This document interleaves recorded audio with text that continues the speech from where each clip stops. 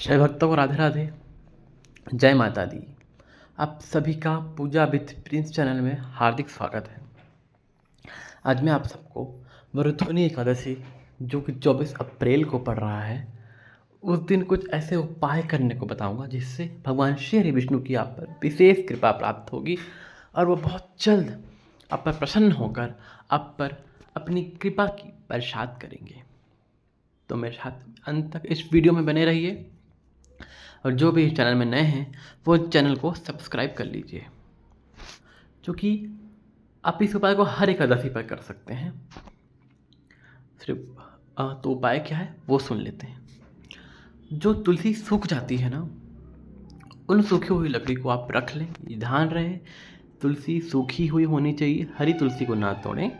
अगर आपके पास सूखी तुलसी है तो आप उसे रख लें, उसके 7 टुकड़े करके उस पर मौली धागा बांधकर या रुई लगाकर घी में अच्छे से भिगोकर भगवान श्री हरि विष्णु या लड्डू गोपाल या कृष्ण आपकी जिसकी भी आपकी श्री हरि विष्णु के जो स्वरूप हैं उनकी किसी भी तस्वीर फोटो के सामने इस दीपक को जलाएं। कहते हैं ऐसा दीपक जलाने से हमें 1000 गुना अश्वमेध यज्ञ करने का फल प्राप्त हो जाता है,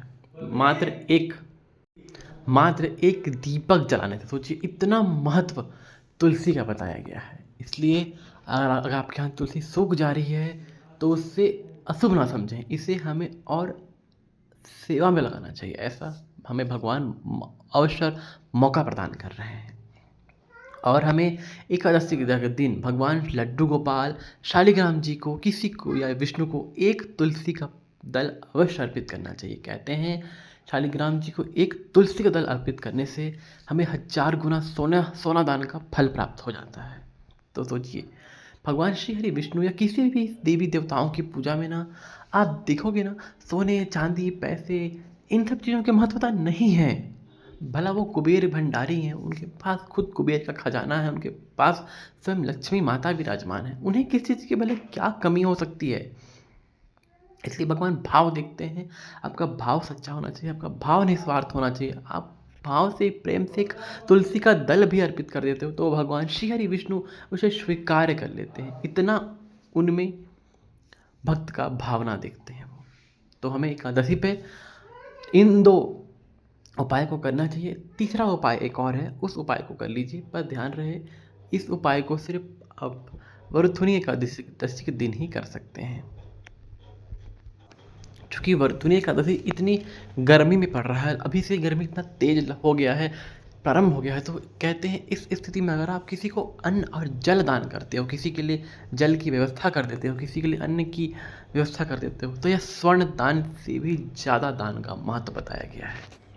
इसलिए अगर आपके आसपास कोई ऐसे हैं जिन्हें पानी का दिक्कत है, जिनके यहाँ पानी नहीं आता या जो गरीब हैं, तो आप उनके लिए पानी की व्यवस्था कर दीजिए या उनसे कह दीजिए आप हमारे घर से पानी ले जा सकते हो। अगर आप इतना कर देते हो किसी ज़रूरतमंद व्यक्ति को जिसके पास सचमुच जल की व्यवस्था नहीं है, तो आपको स्वर्ण दान से भी महादान का पुण्य का फल आपको प्राप्त होता है और भगवान श्री हरि विष्णु की आप पर विशेष कृपा भी प्राप्त होती है। तो ये 3 उपाय हैं, आप 3 उपाय कभी भी कीजिए। आप भगवान और श्री हरि विष्णु और माता लक्ष्मी से आशीर्वाद प्राप्त कीजिए।